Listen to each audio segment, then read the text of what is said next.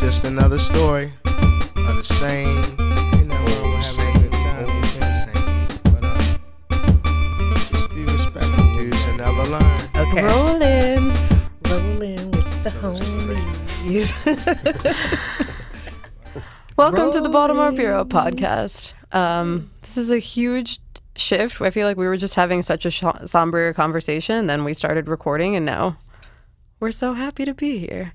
Loving life, appreciating life. Appreciating life. Yeah, new lease on it. But we are coming with a lot of love and with grim solidarity to the Capital Gazette, a local paper in Annapolis, just an hour from here, where we're recording, where 5 journalists, Rob Hyacin, Wendy Winters, Gerald Fishman, Rebecca Smith, and John McNamara were murdered yesterday while working in their newsroom for the job that they do. Yeah. And they still put out a paper today. It's incredible. Yeah. We've all been here talking about how, you know, like over the years, as people working in newsrooms, you get, you know, you always get threats. You get reached out to by people who are maybe suffering or looking to you as like a friend or representing them. And then, you know, sometimes I guess you can think of these as just like funny anecdotes or whatever, and you never know when those are going to become something more serious or more dangerous. And it's scary to think that, you know, attacks on the media like this are real and fatal and happening every day. 100%. I think we were talking about the fact that, you know, when it comes to news, people feel like, for some people, we're their only friend when they're in isolation, or the only voice that they hear on a regular basis. And, you know, when there's a shift, anything can go wrong. So...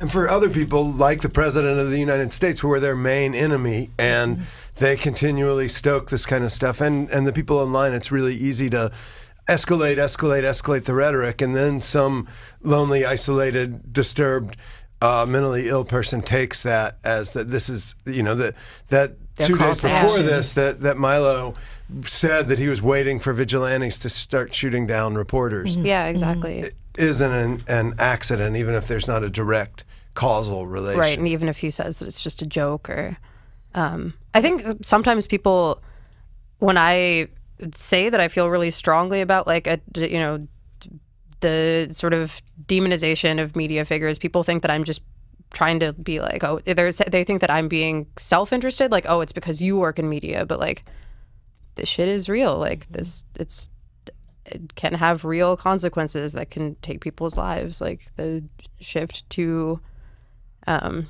you know, thinking of the media as enemies or something is real.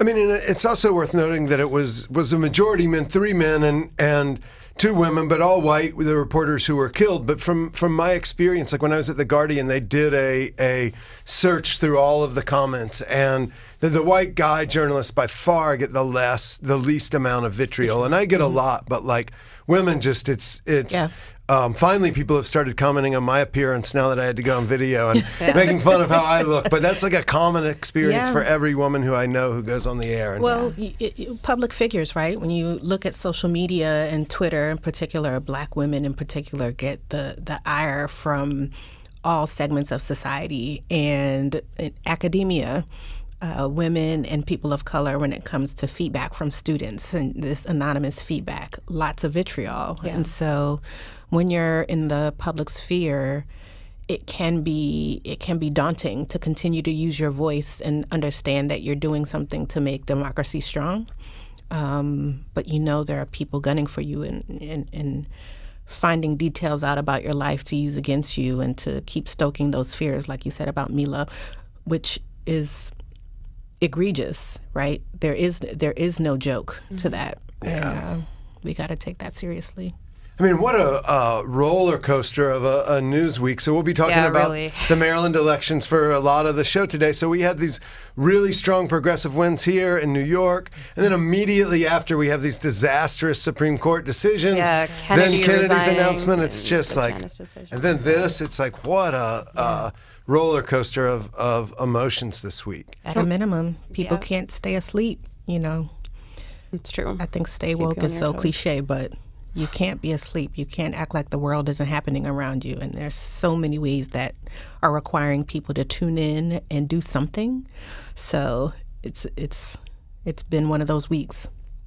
So the elections, though. I mean, we're gonna have some clips of our election coverage coming up, but I wasn't part of that. I was at Marilyn Mosby's campaign party, but I want to say to y'all that it was just spectacular. It's the best thing that I've seen Real News do, and thanks, Baynard. It not only that, but it was the best thing on the election coverage. Like, it was the thing where everyone should have gone, and it had the kind of commentary that like you couldn't get anywhere else in town or in the state on this. And so I was, when I watched it the next day, I was just exceedingly proud and thought that, like, this is what we should be doing. It looked really cool. So to, like, everyone who's doing all the stuff that's behind the stages, it was just like, it was just, if watch in November, this is where you need to be on the general election night, is watching the Real News coverage. And I can't say enough about the team. Dharna was masterful producing behind the scenes. Right back at you. You were spectacular talking to everyone.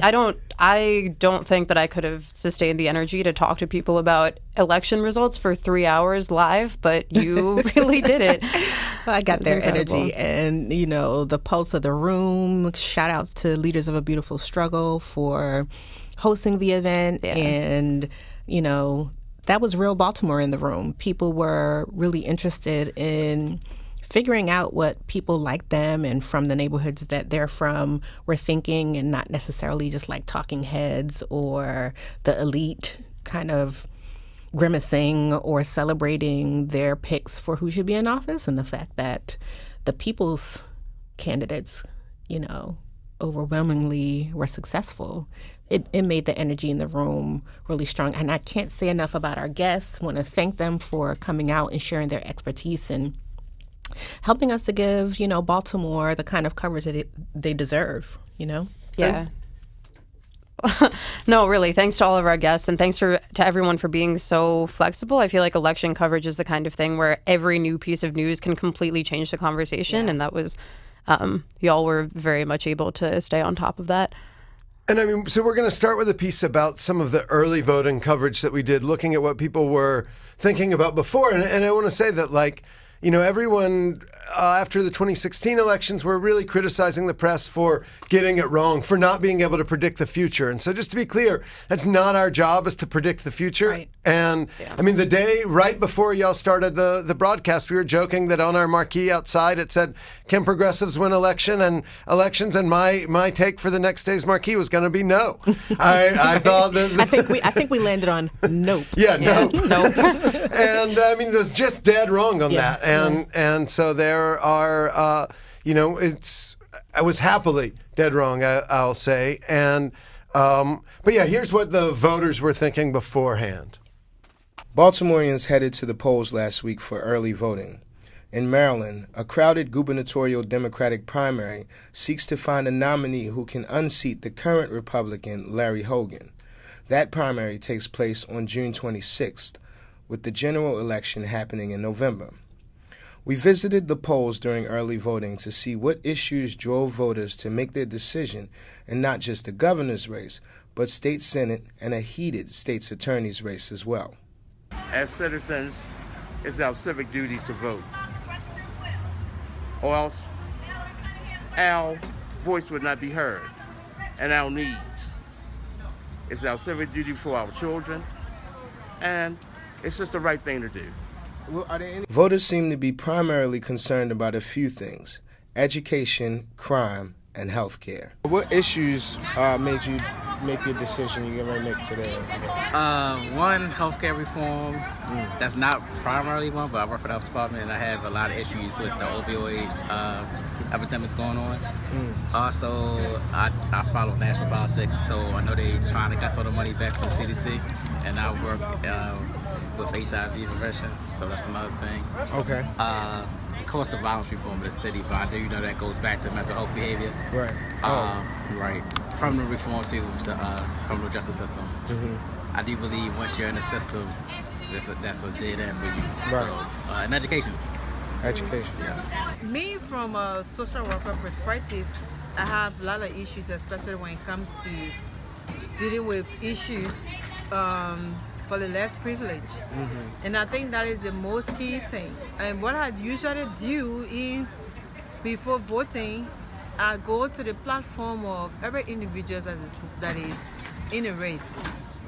And not only looking at the platform or reading about them, but what have they done for their constituents in the past, or the new ones that are just coming in the race.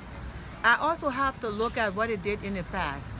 If that aligns with the values that it do stand for, then I can go ahead and vote for them.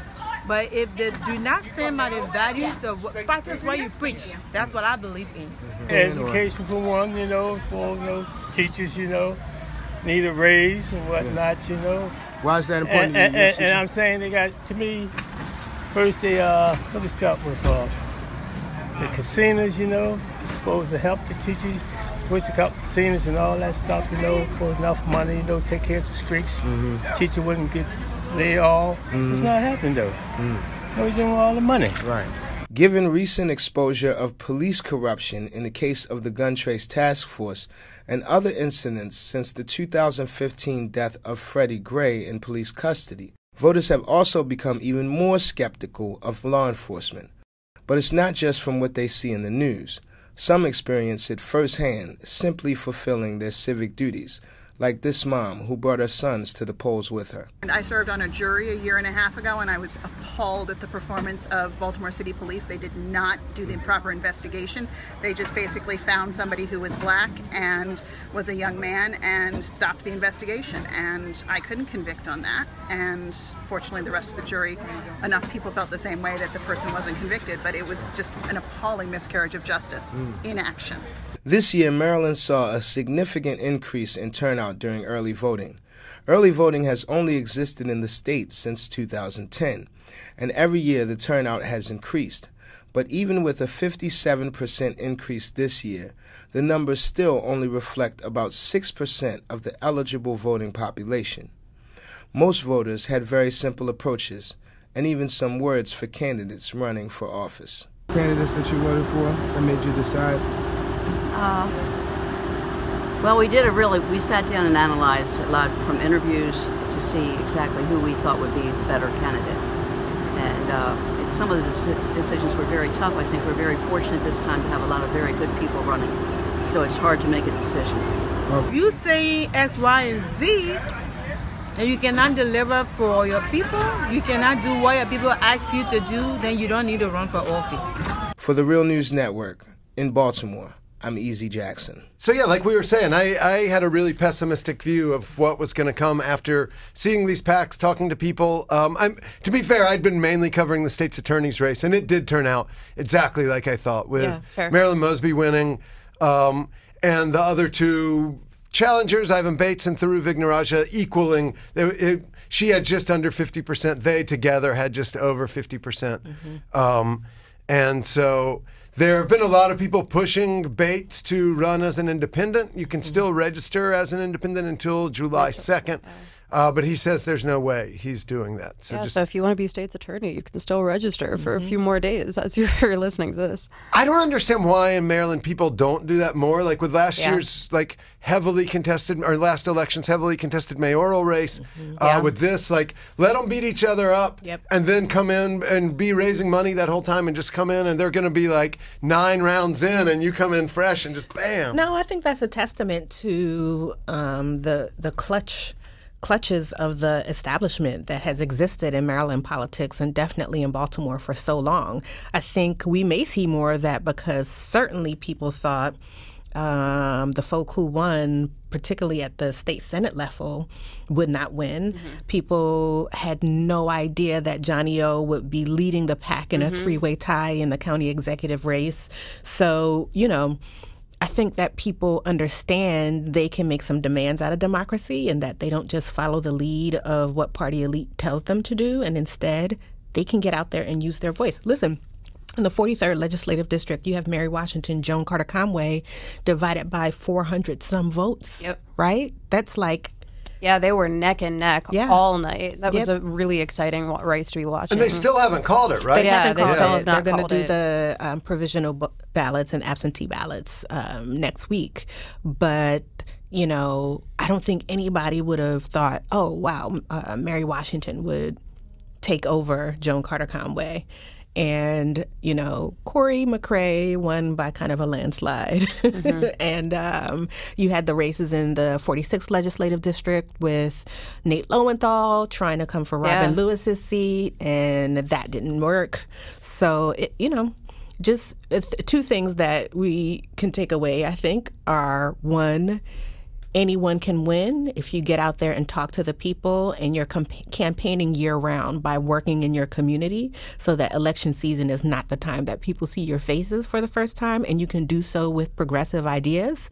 Obviously, people also were saying that Rashawn Baker, with Martin O'Malley's endorsement, would surely be the nominee, but Jealous swept him out in every locality except for two, right? Yeah. I think the second lesson is, you know, don't underestimate the people, right? Like, you don't have to be told by others what to do. And the Democratic Party is beholden to voters and not the other way around. So, and especially, I mean, we already saw how in the gubernatorial race, I mean, we saw the way that the mainline Democrat played out against Hogan with Anthony Brown last time. And that would have been the same script that would have happened had it been Baker. And so, like, the people who think there's no chance for Jealous, I mean, Jealous is really the only chance that there is. And so, let's watch some of y'all's coverage on the progressive challengers winning the night. Progressive challengers won in big races across the country and in Maryland Tuesday night. The biggest upset took place in New York's 14th, where Alexandria Ocasio-Cortez defeated powerful 10-term Congressman Joe Crowley, who raised far more money. Ocasio-Cortez, a 28-year-old member of the Democratic Socialists of America, was endorsed by Bernie Sanders and ran on a platform of abolishing ICE, Medicare for All, and ridding politics of corporate domination.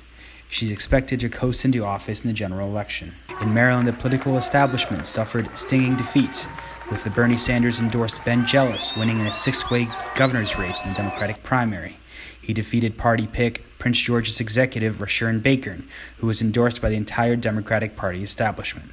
Jealous promises Medicare for all, taxing the rich, legalizing pot to pay for universal pre-K, and a program that would offer public sector jobs to people the private sector won't hire. He'll face a formidable opponent in the incumbent Larry Hogan in November. Hogan has thus far out-fundraised all of his Democratic opponents combined and enjoys high favorability ratings even among Democrats.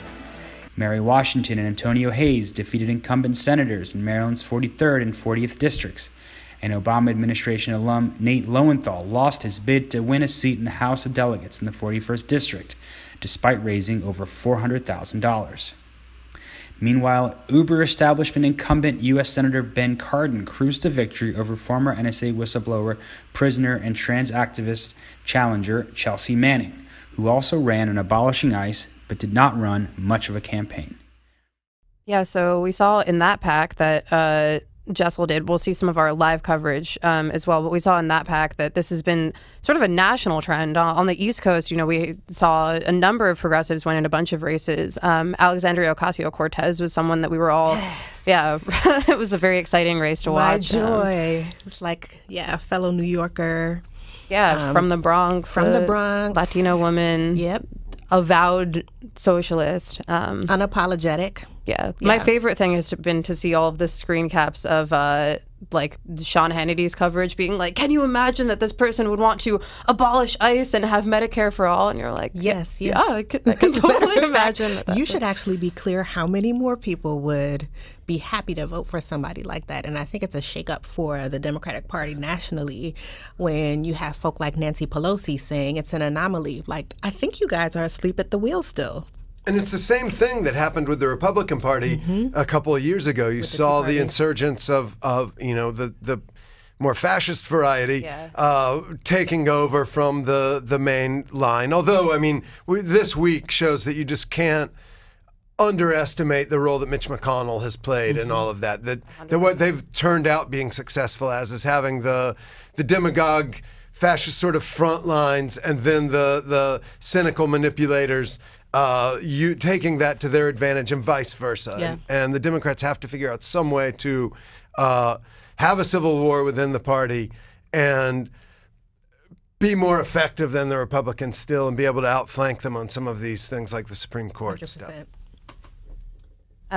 We should also, I guess, take a look at some of the live feed that we did where Khalilah was hosting. You talked to a number of folks through the night about, the different issue areas that these elections would impact. And then you also spoke to somebody who was victorious. We were all very closely watching the fight between Jill Carter and J.D. Merrill. Again, a very clear instance of as very establishment, relative of Martin O'Malley.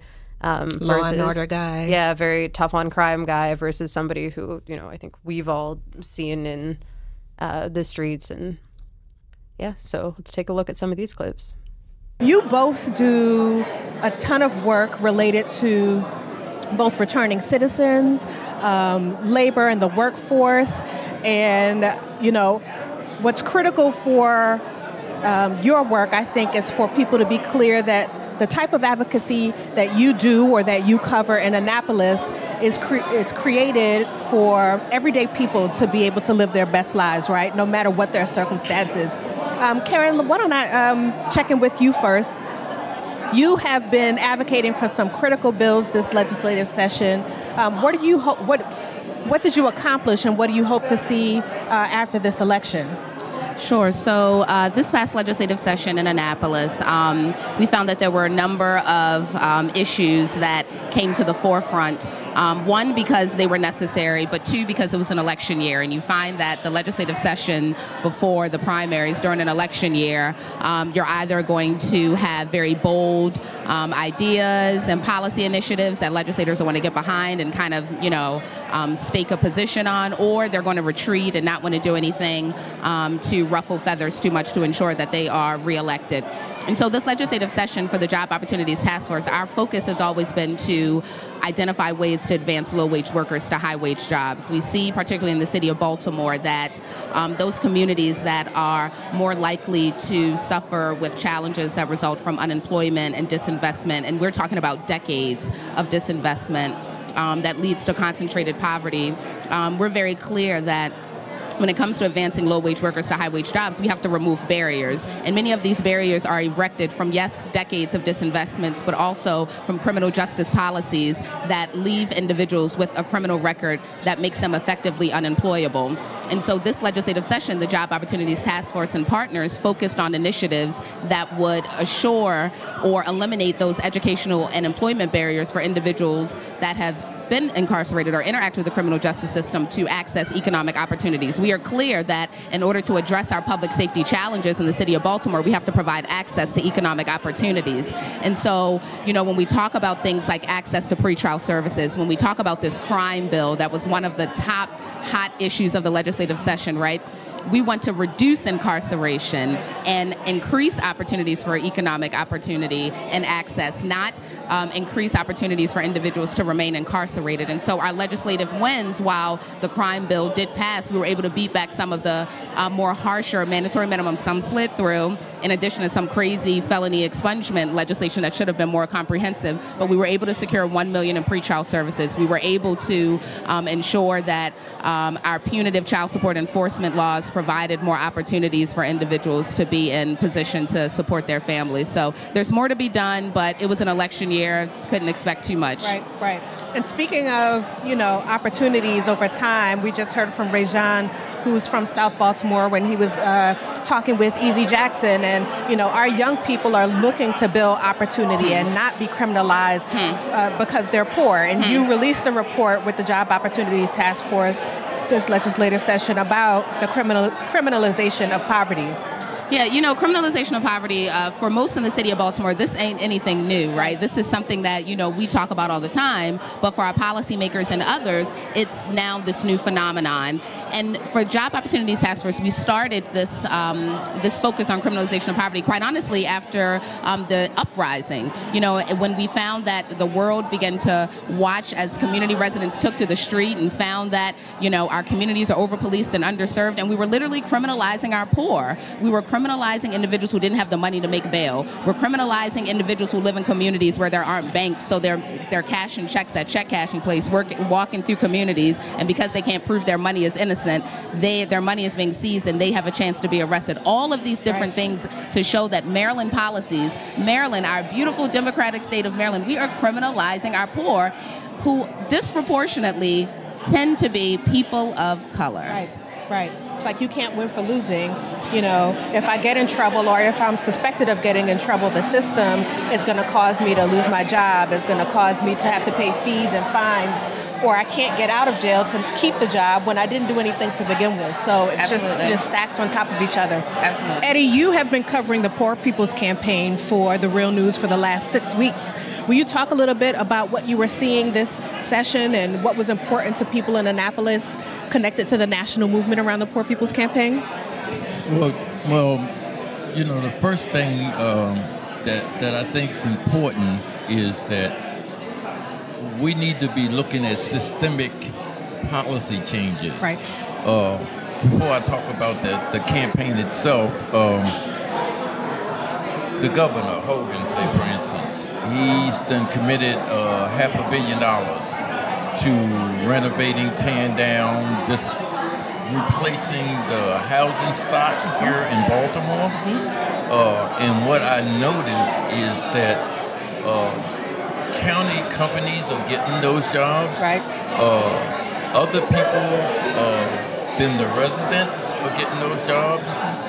You see huge construction projects occurring, and down on the next corner you see 20, 30, 40 young men, women standing around, can't find employment.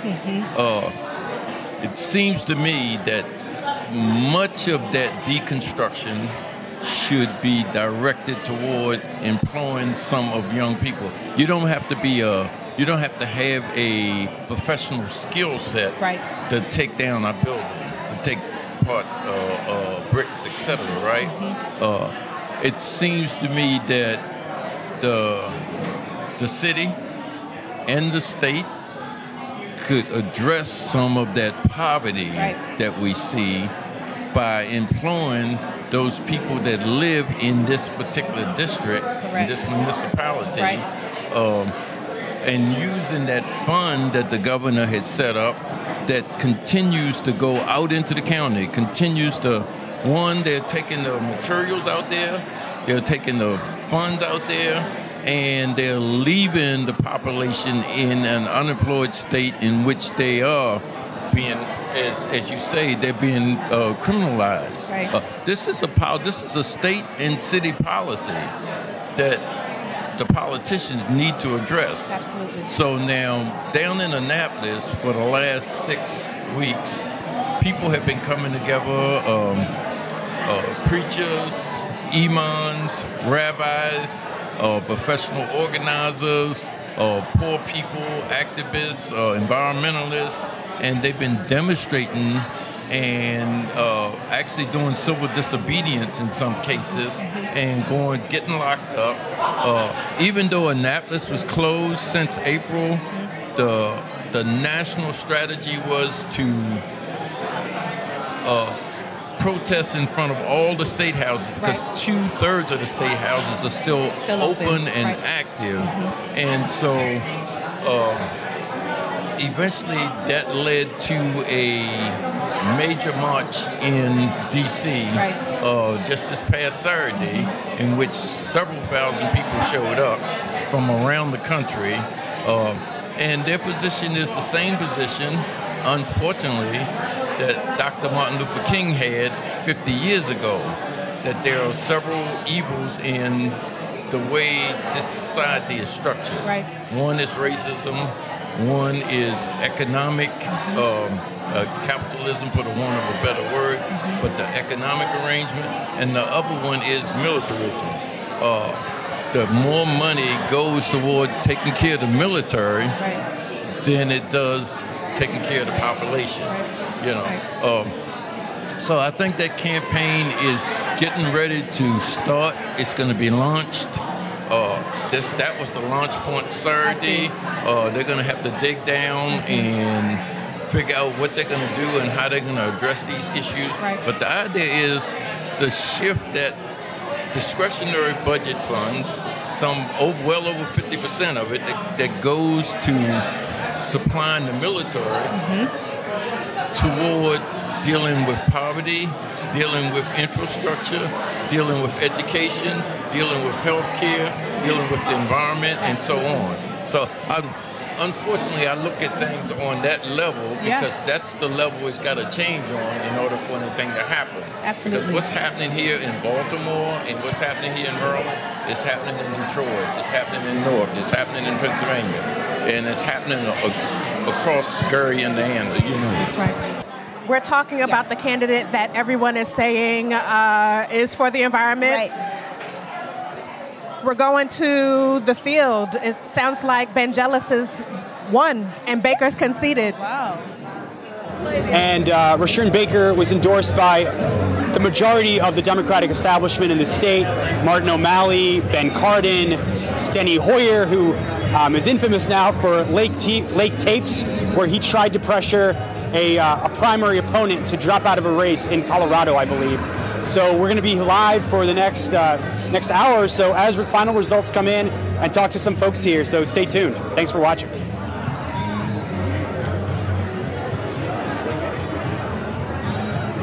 Thank you, Jessel. We're so glad that you were able to be down at the Reginald F. Lewis Museum for the Baker campaign, Jealous campaign. Congratulations to Benjelis. It looks like the first big contest between whether or not we have a progressive or someone who kind of represents the establishment being able to win in the state of Maryland. And so we want to see that happen down ballot, right? Whether or not that's going to be the case at the state level. Right. And even at the municipal level when we get in the next couple of years into city level race. But Benjelis is the nominee for the Democratic Party for governor. Right. Who'd have thunk it? I know. I would, but, you know. We need a transformation. But, you know, nationally, I think we've been seeing in some ways progressive candidates pushing in, but not necessarily winning their primaries. And this is huge. This is huge. Right. Absolutely.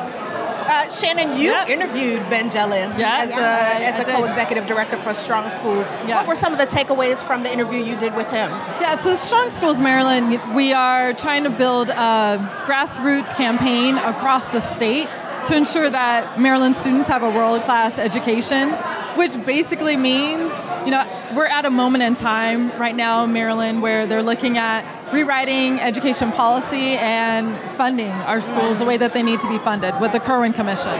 So for our organization, the Kirwan Commission and the recommendations that they put forth, that is the most important piece of, you know, education legislation that is potentially before us.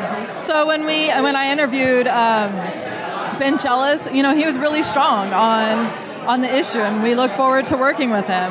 I mean, one of his key areas, you know, he said that he's definitely in support of Kirwan. He also lifted free college tuition, you know, and again, from our perspective, we want to ensure that schools K through 12 and actually looking at early childhood, so from birth, that kids have what they need in Maryland to succeed, to even be able to, you know, to go to college. Absolutely. Well, Nikki, you talked about, you know, your students, and, you know, one of the recommendations in the Kirwan Commission's preliminary report was around career and technical education, and making sure that young people have the opportunities to be trained in the type of jobs where if they wanted to, for example, start their own construction company and redevelop the vacants in their community, they could. And these are the kinds of questions we're thinking about. So how and in what ways can youth from that community be part of the reconstruction, the demolition, learn certain skill sets? But I wouldn't end there. It's also about building pipelines into higher education. So for us, this is about inspiring kids at a very young age to see social justice issues as critical to their forward movement, right? And how and what ways they could possibly move to the next stage, which would be higher education. And negotiating with universities that they have to also think about qualitative, not just quantitative assessments. That's great. And, you know, with Kirwan, we potentially have the opportunity for kids starting at the end of 10th grade to go straight into, you know, getting certification or starting, you know, to take coursework where... I'm sorry, I'm going to break in. No problem. Okay. We're going to go back to the field, apparently, to hear more from the Jealous campaign event. Okay. We're back to Jessel. Say your name and why you're out here. Tasha, we here with the Ben Jealous Squad. Ben Jealous. I'm George, the Ben Squad.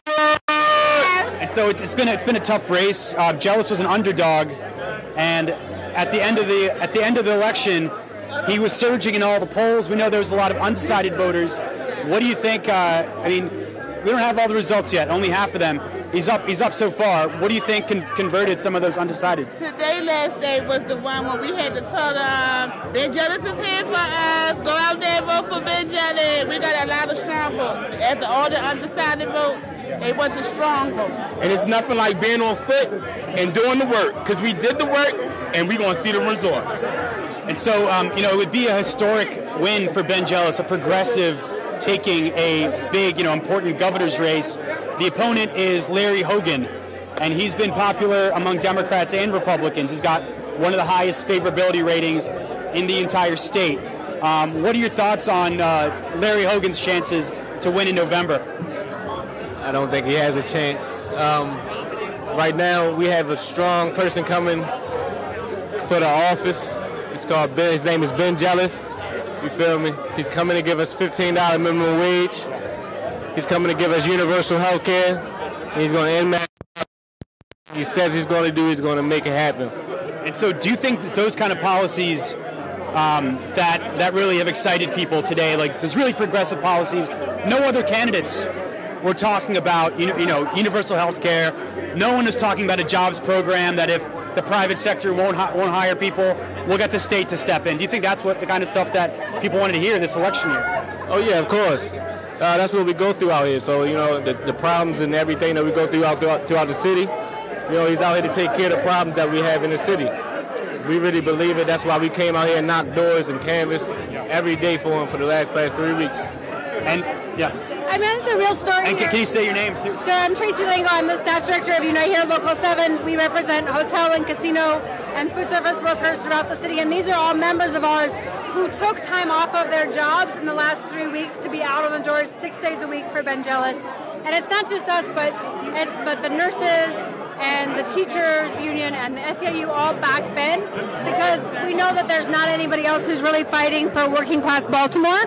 And, that's really, I think, what we see in Baltimore is people are fed up with politicians because politicians don't listen to working. That's crazy. So we heard some of those folk pretty much saying what you ladies were saying. It's time for people to strap their boots on and lace them up and get out there if they're planning to challenge Hogan. We heard one of the gentlemen just say, we're ready. Our next governor is going to be giving us $15 minimum wage, is going to be giving us health care, and that Hogan can't win is what he said.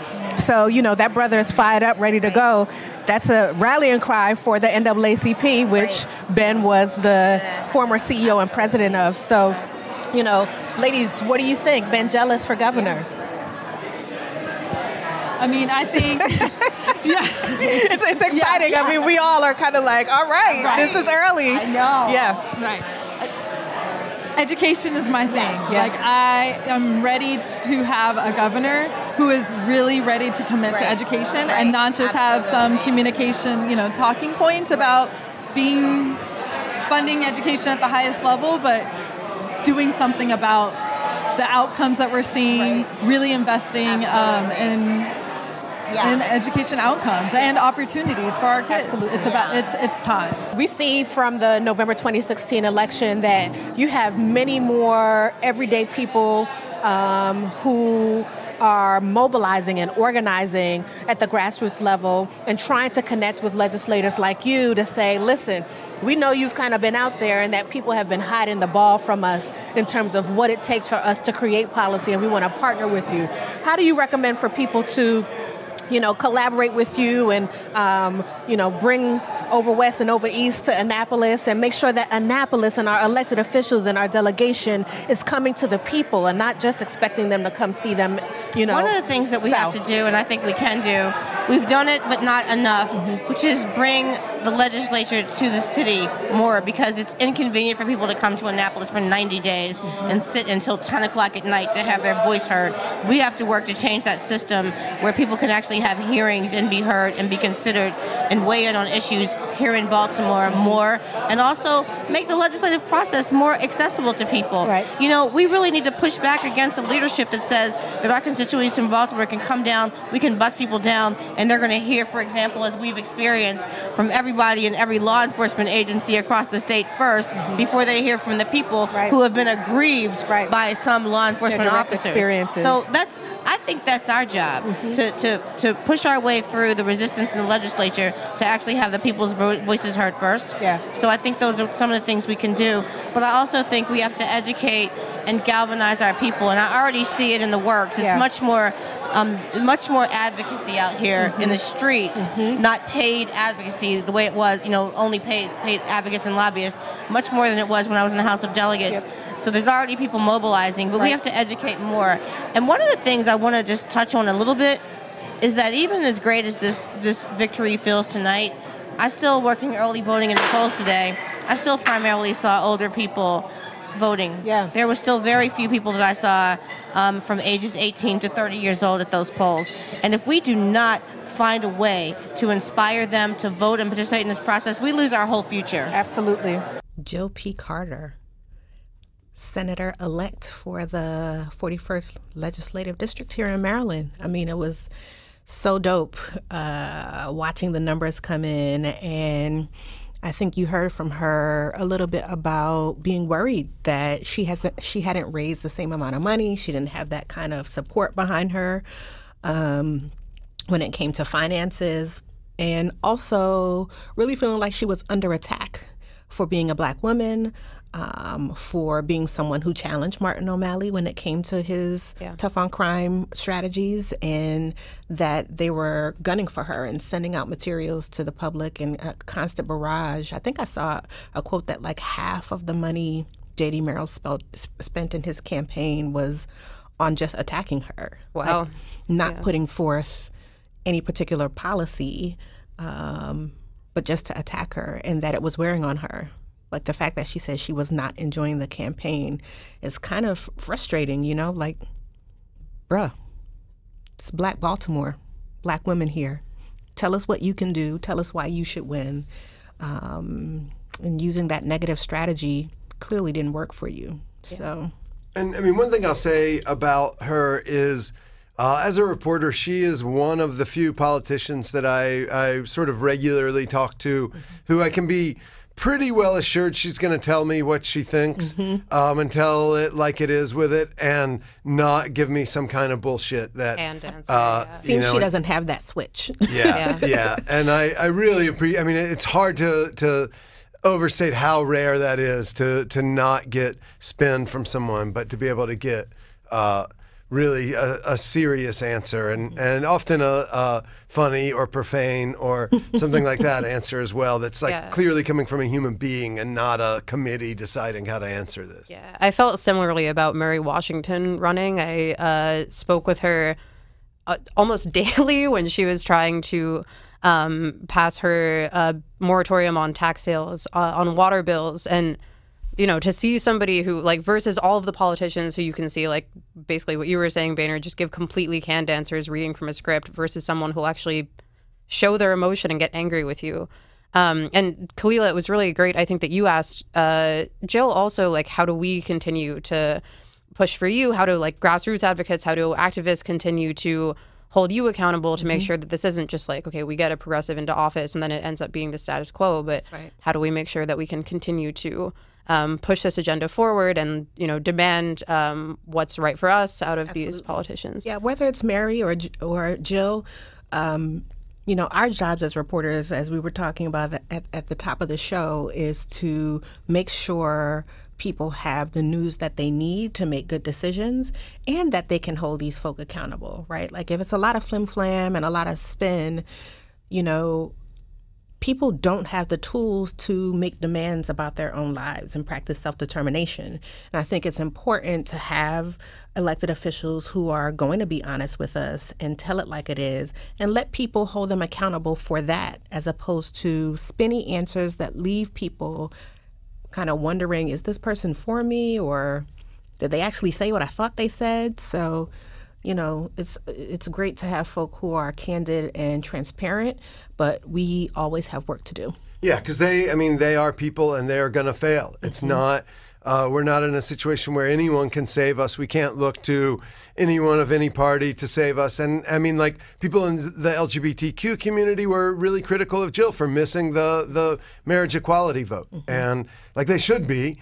And I think she has learned from that and from some of those criticisms and been like, oh yeah, showing up really matters, even if I feel assured it was going to win or whatever else the rationale was. And then you can make the way everyone would ignore her calls for lead paint stuff. Like she can get them behind her on working for lead paint, and building those kinds of coalitions is going to be really important. Yeah, but I think, the establishment thrives when people don't ask questions. Yeah. When people are in many ways coordinating leadership, and when they come into communities, there's I've been in 1,000 meetings in town where elected officials will come into meetings and people are applauding them, and they stand and they rise and they applaud and they're thanking them, and I'm like, they came to answer to us. What's happening here? And I think we're moving in the direction where there's more of a thank you for your presence. We're glad you could make it. Let's talk about our community. And we have to shift way to that side in order to have a working and functioning democracy that does result in progressive policies being moved forward. Yeah, for sure. And you know who asks really good questions? Mark Steiner asks really good questions. Asks great questions. Mark Steiner does ask great questions. Who does he ask questions to this week, Dharna? Well, this week, Mark spoke with Bill Fletcher, who I'm sure a lot of folks know is a longtime, very storied labor activist, union activist. This was recorded before we heard the news about the Janus decision from the Supreme Court, but sort of interesting to be going out on this week because we've had such a huge blow to labor. One of our reporters was just hearing that folks working in the public sector are already getting emails reminding them that, oh, you don't have to pay union dues anymore. Yeah. So Baltimore City public school teachers. I've been seeing it this morning. And these are Koch-funded emails, it seems. Yeah, totally. And so in this interview, Mark and Bill really talk about the history of the labor movement, but with a lens of race. Like, how have race and class sort of operated together to put nails in the labor movement? How can folks not ignore the role of race in labor and in workplace movements in order to build stronger coalitions and really make policy and push for stuff that works for everybody? So let's take a look at this. And also, let me just, before we get cut into it, if you want to see some more background on the ideology behind this, Jess Elnor's did a 3-part, I think, interview with Nancy McLean, whose book Democracy in Chains really addresses the deep sort of origins of the ideology behind this. They go all the way back to John C. Calhoun. And he's updating that story, so it'll probably be on the podcast next week with some more about that. But you can find the story if you go on the site and search Nancy McLean, and we'll try to repost it as well. But it really goes into what's behind all of these recent Supreme Court decisions. Hi, everyone. It's Mark Steiner, and welcome here to the Mark Steiner Show on the Real News Network. Today, we're going to wrestle with what's happening underneath the issues we face here in the United States of America. We're going to look at them through the lens of race, of class, our history, how history defines where we are now, and what that means for our planning for the future. And I can think of no better person to do that with than somebody I've talked with, interviewed numerous times over the years, Bill Fletcher, Jr., who's a longtime union activist and leader who has spoken and written deeply about the intersection of race, class, and political economic change in our history. He's been a leader here at the AFL-CIO and the Service Employees International Union, and most recently was president of the Trans-Africa Forum. His latest book is Bankrupting Us and 20 Other Myths About Trade Unions. And Bill, good to see you. Welcome back to the Mark Steiner Show. Great to be here. And this Mark Steiner Show, yes, new iteration. It's good to have you here. It is. It is. So, you know, as I look at this, as I look at what we face here with this Trump administration, there's so many places to start this, but let me begin here. Historically, whether, and you've talked about this before and written about this, whether we are looking at the history of Hitler in Germany, or Mussolini in Italy, or a populist movement here in the 90s, or what happened in the United States during the 60s at the tail end of the civil rights movement and the anti-war movement, we've seen we've seen these situations where we thought that the progressive world, the socialist world, was on the cusp of actual power, building a new kind of democracy. But every time it didn't happen. Now, what is history telling us about where we are? It's telling us that the outcome is never certain. That's what it's telling us, that history does not move in a linear fashion. See, the mistake that many of us make is that we assume that there's this great line. You know, to borrow from King's reference, the arc of history is long, but it bends towards justice, right? Well, rhetorically, that's nice, but it's not clear that that's true. That what you see throughout history are all kinds of zigs and zags, some incredible disasters, some incredible accomplishments. And therefore, we can't take anything for granted. One of the mistakes that I think that our generation made in the end of the 60s and particularly in the 70s was assuming that what had been won was secure. That yes, there might be a little backsliding, but that basically we had won and placed the United States in a different location. And we missed the boat. We did not understand the nefarious forces on the right that never accepted the victories of the 60s and early 70s and were determined to turn the clock back. We became complacent. That's my principal lesson. So if you look at our history, let me take a couple of moments in history and talk about where they might fit into today's world, right? I've been saying this a lot, and you might disagree with the overall framing of this, but let me try it.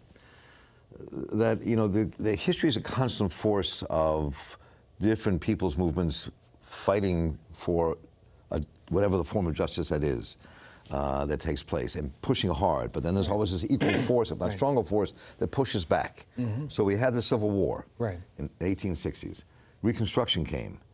Something that I think we need to spend a great deal more time discussing and studying is what happened in Reconstruction. It was a time, for me anyway, of when my analysis of that it was one of the greatest moments of democracy, unfolding democracy in the history of the United States in the South, that was crushed by the redemptive movement, that was crushed by Washington, D.C., that was crushed by Rutherford B. Hayes to make a deal to become President of the United States, that not only led in 1870 to the end of Reconstruction, but the opening of terror against the black world in a major way.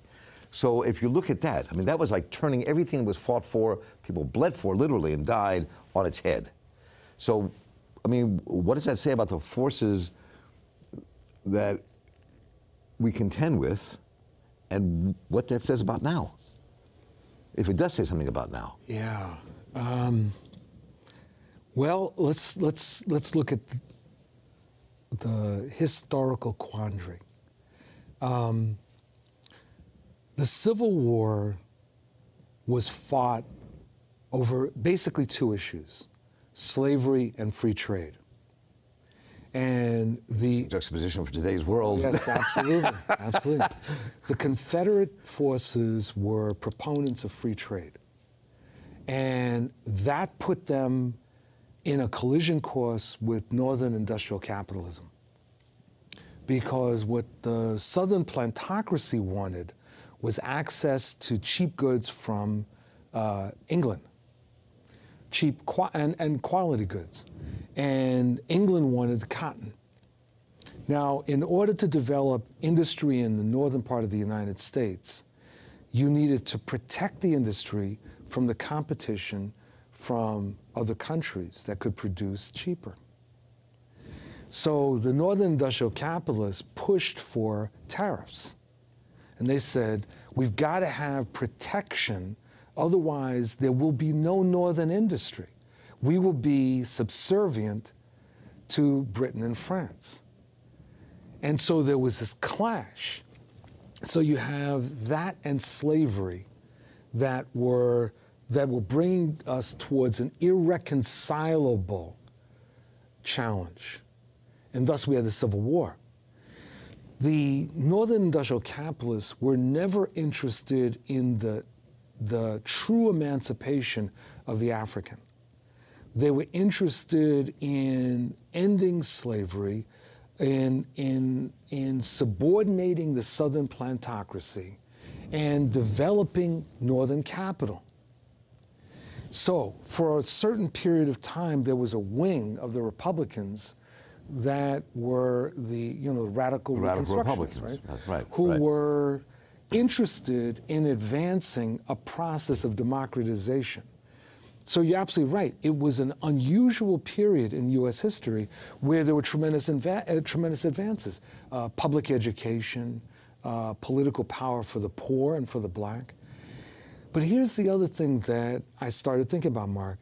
While this is all going on, Native Americans were being vanquished as the settler state, which was called the United States, was pushing further west. So this leads to an interesting question. Even if Reconstruction had worked, what about the Native American? Or another way of putting it was the fact that while Reconstruction was underway, that there was a genocidal war against Native Americans, part of what undermined Reconstruction. So I think we have to think about this. Let me stop. Let me just step back one second. Okay. What you just said there, before we go back to some of the other nuances and for history and now, what you just said, the relationship between the genocide against and stealing of the land from Native people, the indigenous people of this country, and Reconstruction and liberation of black people. So, what are the contradictions you're analyzing here? That the deep-seated racism that was contained not only in slavery, but also racism and racist oppression, that was contained not only in slavery, but in the genocide against the Native Americans, I don't think could have been compartmentalized. In other words, I'm now of the opinion that you could not have had a successful Reconstruction while Native Americans were being annihilated.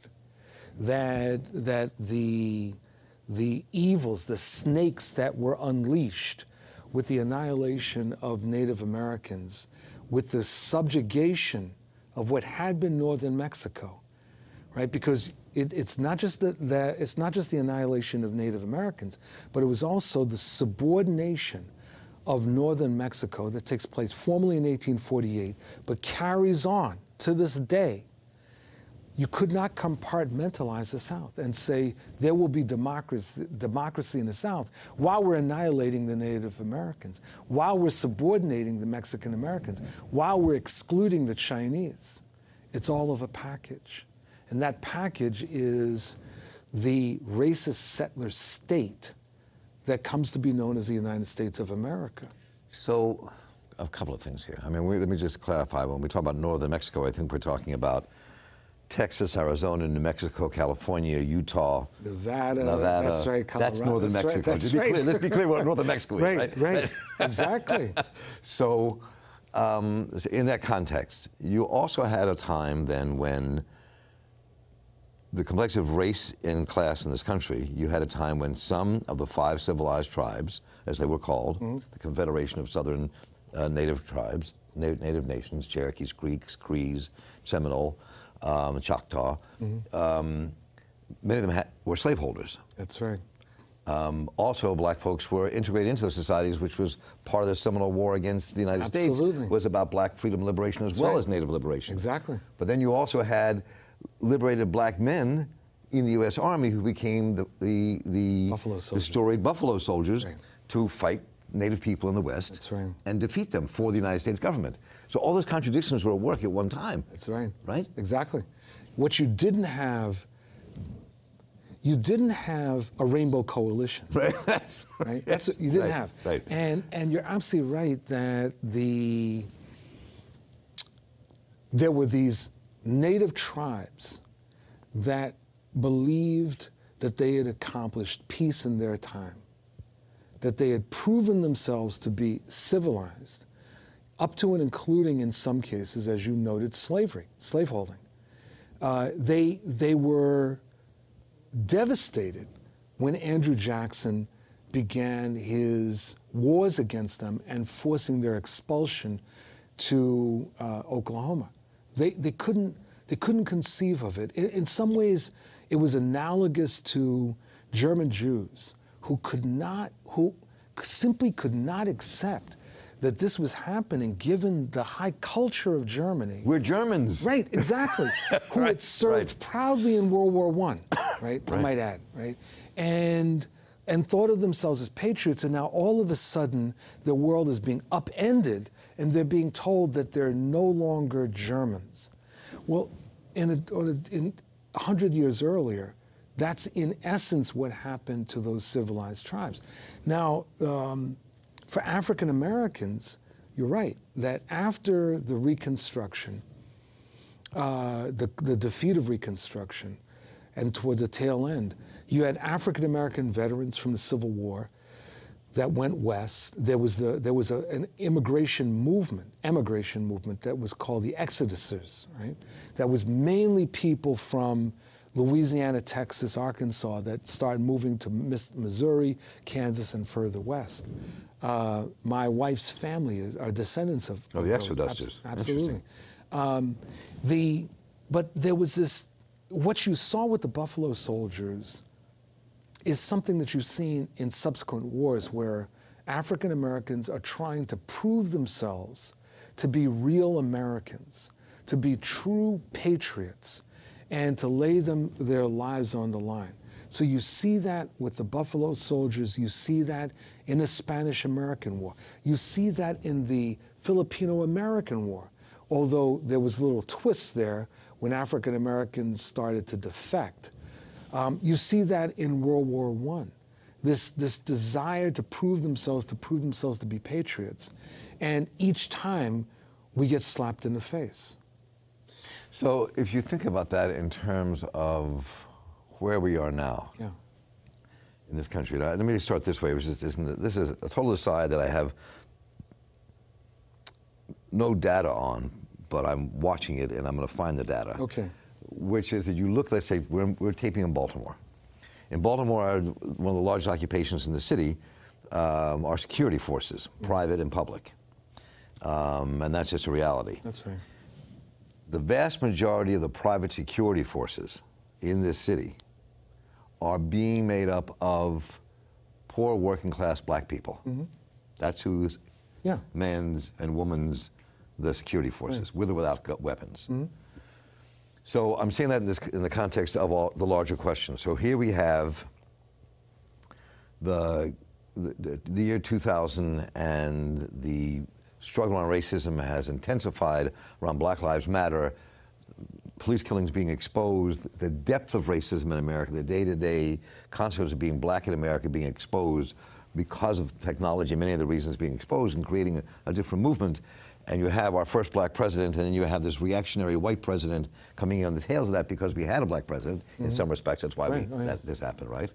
And we're facing something you talked about earlier that also happened during the Civil War and Reconstruction, which has to do with this battle over fair trade, free trade, and tariffs, and what they all mean. Right. So there's a lot. I don't intend to get into all that with this one question, but these overarching pieces we're facing now have their mirrored historical reflection in the 19th century. Oh, absolutely. Right? So what does that, what does that teach us, if anything? Well, I think that there's a variety of different lessons, but I want to pick up on the specific thing that you were raising about the security guards. Yeah, sure.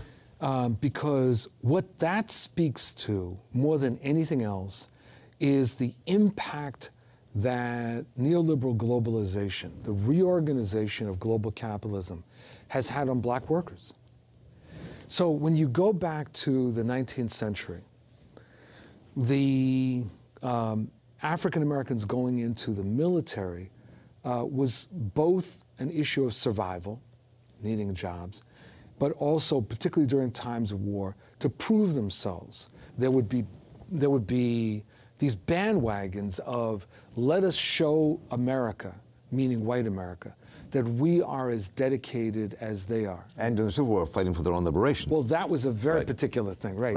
That was right. in essence an uprising. Right. But after that. Right. Okay. Okay. Right. What we see with security guards is something very different. We're looking at a process by which the black working class, the black worker, has been subjected to tremendous losses over the last 40 years. See, this is one of the things that really bothers me, Mark, about the arguments that were made in support, in justifying white workers that supported Trump. They said, well, you know, things have been rough, the American dream is disappearing, their living standard is declining, all of which is true for the working class as a whole. But what's really important is that all of these symptoms were things that we started to see facing black workers and many Latino workers beginning in the late 50s and the early 1960s. With the introduction of suburbanization and automation and the transformation of the cities, the kinds of jobs that had been available particularly to white immigrants, unskilled and semi-skilled jobs, started to evaporate. You started to see the relocation of industry, a process that starts in the late 50s, but really catches fire in the 1970s. And when it catches fire, there's a devastation of many cities that had been centers of industry and manufacturing. You know, so you have early on crises hitting cities like East St. Louis, Camden, New Jersey. But then you start to see the crisis spread to Youngstown, Ohio, Chicago, Flint, Detroit, et cetera, et cetera. Maryland. Baltimore. And the jobs that had been unionized, the jobs that had been value producing, I mean that economically, the jobs through which people could buy homes start to evaporate. And these cities start holing out. You start to see not the disappearance, or you're not seeing the abandonment of the cities by the black so-called middle class. The so-called middle class were black workers that had serious income-producing jobs. Those jobs start disappearing. And so you start to see these sinkholes that are developing in city after city, and there are no jobs except for security jobs, except for service jobs. And then some other jobs that are filled largely by immigrants from Latin America and Asia that are brought in.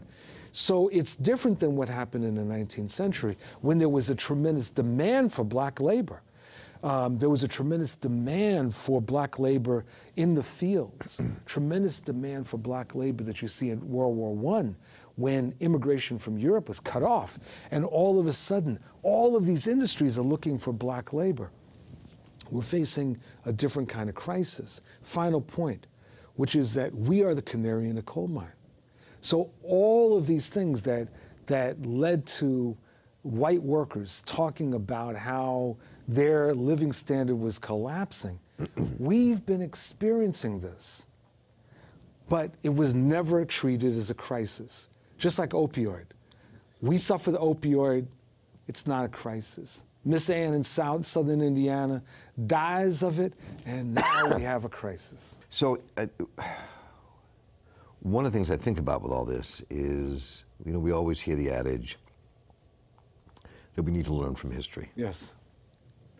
So let's play with that for a minute. Okay. So you outlined what we face now, and I was trying to outline a bit of what happened in our history before that, and you really fleshed that out even more for us. So, okay, that's our history. So what do we learn from that? I mean, as we think about, in the next segment of our show, going into questions of where we are, where we go from here. Yeah. What have we learned from the fact that all things we've just spoken about? Let me throw in there, also add, because you've spoken about this before as well, which is the 1890s. That's right. Good. With the rise of populism movement that was destroyed, and for complex reasons of the leadership going to the Democratic Party, other reasons as well. That was also the time when legal segregation was implemented in a major way across this country. And that terror against black folks, especially in the South, became daily routine. Okay. And we're in many ways in similar understanding things here in the 21st century. So what does that teach us about where we are now in terms of what it means for us? So it's our history. So what? What does that tell us where we should go? It's critical. So let's go back then, the 1800s. Reconstruction is defeated in 1876. Right. The federal troops get pulled out of the South in 1877.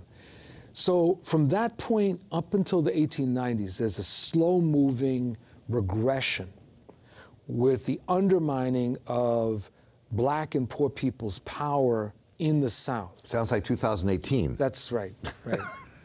You could actually predate it in a funny way. But yeah, there's a slow moving. It doesn't happen all at once. The withdrawal of federal troops is not like the next day everything flipped. It's slow moving, and systematically blacks are losing political power. You don't see poor people generally. But then what happens is there's the rise of what you referred to, this populist movement. Now, it's important for your listeners to be clear that populism is a generic term that means the people against an elite. There can be left-wing forms of populism, and there can be right-wing forms of populism. Right. In the 1880s and 1890s, there develops what was generally a progressive populist movement, which was farmers and workers that started to revolt against what was called at the time the Gilded Age, an age much like ours, where wealth was running wild. And this movement emerges to challenge the Gilded Age. And it starts to win. It starts to win local offices and ultimately forms a political party called the Populist Party. But then what happens? Well, a couple of things happen, but the most important thing that happens is the introduction of race.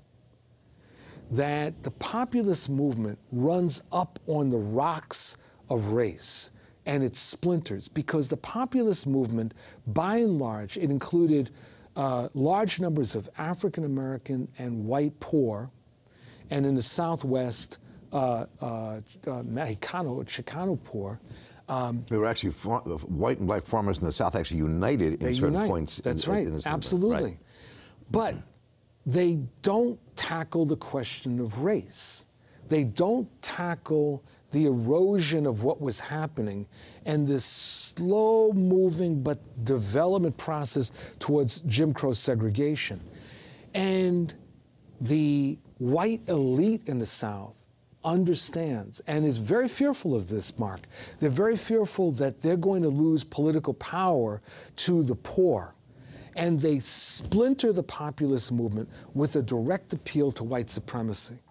And they peel off a segment of the white leadership of the populist movement to move in a right-wing conservative populist direction that argues that ultimately a deal can be cut with the white elite, but they have to accept the notion of white supremacy. So the movement shatters. The other factor that happens was that under the leadership of William Jennings Bryan, the populist movement decided that they can make peace with the Democratic Party. And so they move in there, and by moving into the Democratic Party of the first decade of the 1900s, you're moving into a white supremacist party. So it erodes. So what are the lessons? There's multiple lessons, but the one lesson that I would argue is that you can't avoid race. That the appeals to so-called race-neutral populism always fail, always fail. And I think that when we look at the Bernie Sanders campaign, that is where you see this problem reemerge with an attempt that Sanders, with all due respect, and I was a Sanders supporter, let's be clear, right? But there's a tendency within his campaigns and his politics to try to find a race-neutral approach to the unification of working people. And the problem is there is not one. You can't avoid race.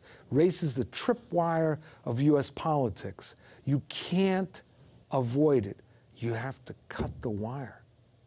And every attempt at that, whether through the populist movement, whether through various efforts that took place in the trade union movement, they fail. So we're sitting here talking with Bill Fletcher, Jr., who has been a union activist most of his life in the AFL-CIO and the SEIU, noted author, writer, lecturer, a fighter for social justice and against racism, for a real class movement in this country, and more. And where he left us off here, we're going to pick up with in our next segment with Bill Fletcher as we examine what does it mean, where are we now, and where do we go from here in this 21st century. Bill, it's always great to have you. Thank you so much. Pleasure. And thank you all for viewing this right here on the Mark Steiner Show on the Real News Network. Stay tuned for the next segment coming up in about a week. Don't go away. All right. That was Mark Steiner with Bill Fletcher speaking about the history of race and labor in the United States, going back through to the beginning sort of capitalism and bringing it forth through today. There's going to be a part 2 of that interview that you can look out for. And we realized that we actually had another really important story on labor this week from the Baltimore Bureau, from our reporter Jessel Noor, who's been following the nurses at Johns Hopkins Hospital's fight to unionize. Yeah, and I mean, this is something that I mean, the behind the scenes of it, of how you are able to break a story like this. We actually, he started to hear word of this a while ago and then kept digging and digging to try to get to the story. And, you know, this is kind of tying up with how we started. This is the work, like most of what reporters do, you don't see at all. Yeah. Because we're digging behind the scenes to find out. And until we can verify it 100%, we can't share it with you. But we hear things for a long time and then work and work and work to try to verify that. And Jessel's done just a great job on this story. Yeah, I mean, it's amazing. One of the, if not the #1 ranked hospital in the world, and a huge player here in Baltimore City, has a huge endowment trying to block its team members from livable wages and working conditions that are really supportive of them providing high quality health care for people. It's crazy. And you'll hear too, like the nurses are making this connection as well. It's not just that they're fighting for better working conditions and wages for themselves, but you know, they believe strongly, and I think studies support this, that those better working conditions are actually better for patient care as well. And he pulled the numbers from Philadelphia, where they do have a nurses union, and compared them with Hopkins here. And there's really just a dramatic change, both in the quality of care and the quality of life for those giving the care. Let's check it out. A campaign to unionize nurses at one of the country's top hospitals is heating up. National Nurses United announced Monday they filed an unfair labor practice charge with the National Labor Relations Board against Baltimore's Johns Hopkins Hospital for allegedly preventing nurses from talking about the benefits of joining a union. Right now, the administration is making it increasingly impossible for the nurses to talk to each other. When we can't talk to each other, we can't strategize for how we can improve patient care through a collective voice. This comes at a tumultuous time for NNU. This week, NNU's pick for governor, Ben Jealous, won the Democratic primary. Then just hours later, the Supreme Court issued unions a huge blow, ruling in the Janus decision that public sector union members can opt out of paying dues. Hopkins is privately run, so this won't affect them. Hopkins recently hired Littler Mendelsohn, one of the nation's top union-busting firms, with ties to the Trump administration. Last year, one of their attorneys was appointed to the National Labor Relations Board. At Hopkins, pro-union nurses alleged that while they were prevented from even speaking to their counterparts in other units, the hospital is giving hired consultants, quote, free rein to promote anti-union propaganda. Roaming the hospital with free access to break rooms and access to nurses, and many times actually pulling nurses from patient care. Many of our nurses have asked them very basic questions about labor law that they've been unable to answer. And when we do ask them anything beyond the basics, it becomes very apparent that their goal is to spread myths to make it more challenging for nurses to learn what organizing a union looks like. To learn more, I sat down with Kate Phillips, a registered nurse in the hospital's medical intensive care unit, for an exclusive interview. And we understand some of the other grievances are a low staff-to-patient ratio and the high rate of attrition for nurses, the high turnover rate. Can you talk a little bit about that? Why that's of concern to you? So I am a nurse. I've been a nurse at Hopkins for 2.5 years. Some of the nurses that I work with, although fewer than in years past, have decades of experience. And when we are nurses who have less experience, when we are at the bedside, we rely on the expertise of extremely experienced nurses to keep patients safe and provide the best care possible. For example, in their career, they will have seen rare cases or know the answers to rare questions that we wouldn't know the answer to. Without that expertise at the bedside, patients are at risk. But right now, Hopkins is not prioritizing obvious ways to keep and retain good quality nurses, and that puts patients at risk. And that's one of the biggest reasons that we're organizing, to keep nurses at the bedside. In an email, Hopkins spokesperson Kim Hopp wrote, "The hospital deeply respects our nurses, their contributions to our organization, and all of their rights as employees, including their right to support or oppose a union." She added, "We are committed to maintaining our longstanding culture of collaboration and open communication with them and with all of our employees in order to provide the highest quality of care." I would say that if they really want us to be able to provide the best possible quality of care and they want us to be able to communicate openly, that they would give us our legally, federally protected right to organize ourselves and speak to each other without their interference, and that ultimately will be the best way for us to provide world-class care. So along with the nurses like yourself that are organizing to join a union, we know there's some nurses that vocally oppose the union, and some of them are part of Facebook groups, and they have a website, and they say that a union will actually hurt patient care. It'll hurt the ability of nurses to advocate for their patients, and they say that in other hospitals where the nurses are unionized, they have there's other negative impacts to that. What's your response to that? To those kind of claims made by the anti-union side? I think that every nurse deserves access to information so that they can make an educated choice. Once they have been able to see what patient care looks like in a unionized facility versus not, the vast majority of nurses come to the obvious conclusion that unionized nurses mean safer patients. And from the studies we've done and how we've compared nurse pay in Philadelphia to Baltimore and at Hopkins, and nurses there, even if you factor in the cost of living increase, it's more expensive to live in Philadelphia. Nurses still get 15 to 25% more in the union hospitals in Philadelphia than at Hopkins. Yes, unfortunately we are underpaid, and although that in and of itself is wrong, the main reason that it's bad for the hospital, is because it makes it harder for us to attract and retain the best nurses who can therefore then provide the best care for patients. When we undercut nursing, we show that we don't value the care that nurses provide. And I think if you talk to any patient who spent any time in the hospital, they'll say that the person that they interact with the most and the person that is their voice is the nurse at the bedside.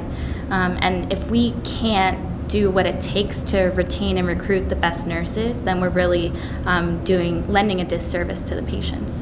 So there's another reason I'm kind of coming to today's show with a little bit of a heavy heart, though it's nothing as nearly as big as what we led with today. But this is my last day here at The Real News, and my last day as an official person on the podcast. I hardly even know how to. We'll miss you. Oh, thank you so much. I won't drink it right now because it's still early in the morning. Chug it. But I do love rye whiskey. So if you miss Baynard like we do, you can send him rye whiskey. This is it's a very emotional. I've enjoyed nearly every minute that I've had here. I'm really happy that I'm leaving the Baltimore Bureau in really good hands, and I think it's stronger than it's ever been. And so I'm going to be writing a book and for about the next year, I guess, and it's going to be insanely hard to be out of the daily scrum and the skirmishes of breaking news and stuff. So I think it's going to be really hard, and so I may be tempted to come back and sit in with y'all. We'll be drawing you in and talk about this stuff and write stuff. But I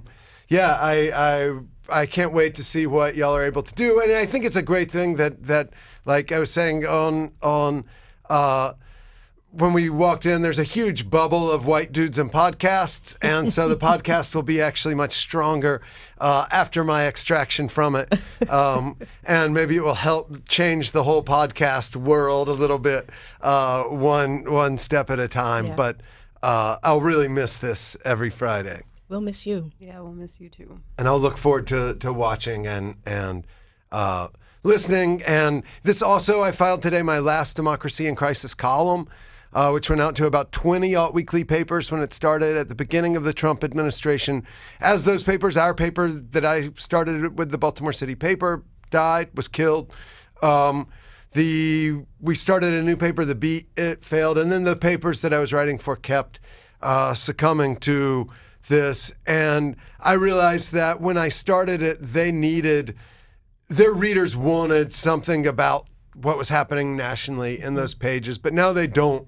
That story has taken so much oxygen out of all of the local stories that what we need is more local coverage, more good local coverage, and how these national policies are playing out in your community. So to all the people who are listening from those papers, and we had Mark Steiner and I had a podcast with that, so those are also going away with this. So I appreciate all of the support from everyone from this podcast, from that column and that podcast, and for all the writing and other stuff I did here at The Real News, and for everyone who produced this and supported this. We need to thank our engineer, Stephen Frank, who has made this possible all of this time. David Hebden, the producer, the audio producer. Dwayne Gladden, the video producer. And who else do we have to thank this week? Will Arenas also. Yeah, thanks to Will Arenas. Thanks to really all of our studio folks for making our election coverage so great. And let's not forget about the Whole Bushel Live this week. Yeah. That was so good. Yeah. Easy Jackson brought the whole bushel to Ida B's table, and folk had a good old crab feast. I was there. You got to check out the next one. So Brooks Long, who I really love, will go out with some Brooks Long today, I think, and Bobby Rush both performed. And I mean, Chef David had so much food. It was an insane amount of food with every order there. I was just talking to a friend about a new term called flexitarian. I've been trying to be a vegetarian, but at the Whole Bushel Live, you have to be a flexitarian. Yeah, I mean, and it flips. If you ever saw our show, The Whole Bushel, we were all tortured by having to watch Easy and his guests eat crabs. And that's no fun. So now this time he had to watch us eat crabs while he performed. And so, shrimp, yep. So it was a revenge of the people. Go back to vegetables the next day. Go back to vegetables. And most of all, we need to thank Baltimore. We really, I mean, thanks to all y'all. The whole thing is we love this city. Like, I mean, that's what motivates this bureau. That's what motivates me. That's what motivates every individual in here. We love you, Baltimore. Hashtag my be more. Thanks, y'all. Bye, babe. Thanks, y'all. Love you. We love you too.